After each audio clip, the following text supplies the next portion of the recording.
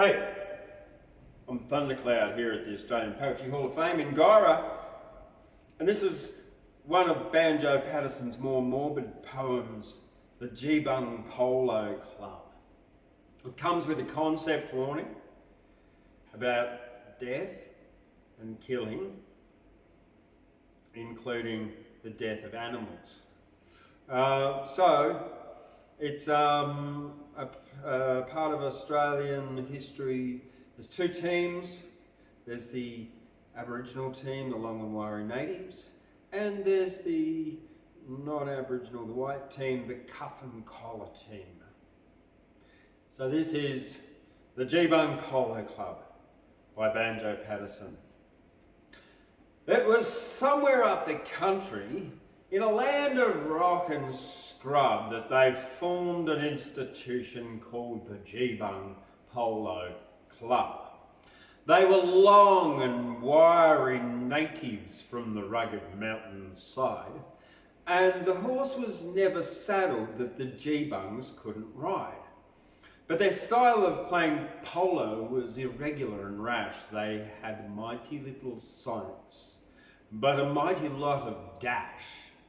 And they played on mountain ponies that were muscular and strong, though their coats were quite unpolished and their manes and tails were long.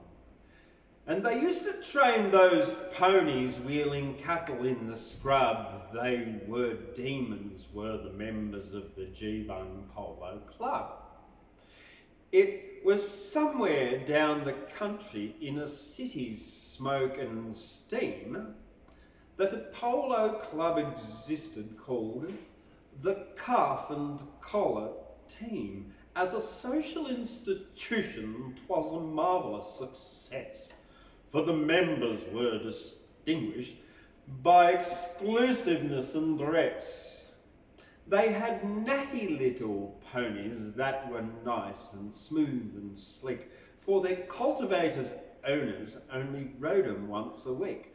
So they started up the country in pursuit of sport and fame, for they meant to show the Geebungs how they ought to play the game. And they took their valets with them just to give their boots a rub ere they started operations on the Geebung Polo Club.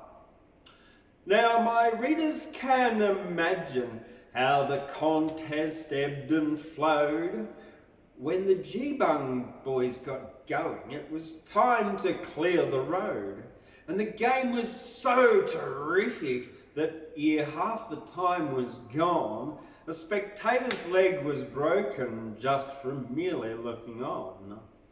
For they waddied one another till the plain was strewn with dead, while the score was kept so even that neither got ahead. And the cuff and collar captain, when he tumbled off to die, was the last surviving player, so the game was called a tie. Then the captain of the Geebungs raised him slowly from the ground.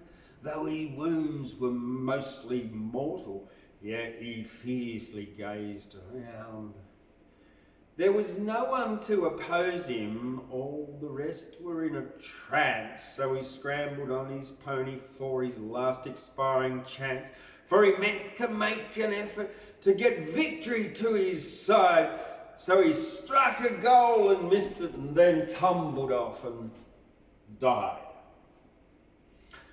By the old Campaspe River, where the breezes shake the grass, there's a row of little gravestones that the stockmen never pass, for they bear a rude inscription saying, "Stranger, drop a tear, for the cuff and collar players and the Geebung boys lie here."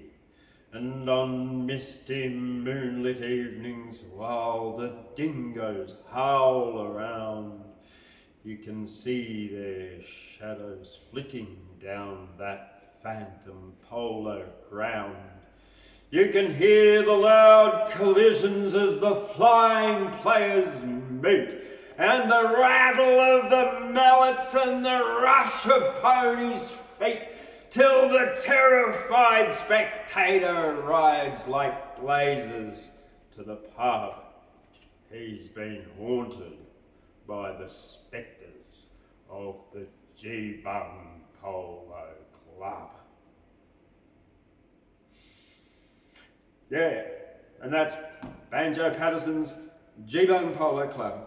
And if you like that, just click on that link underneath there where it says subscribe, and you can get more of his great poetry here from the Australian Poetry Hall of Fame in Guyra. I'm Thundercloud Repairian. My mum calls me James. See you later.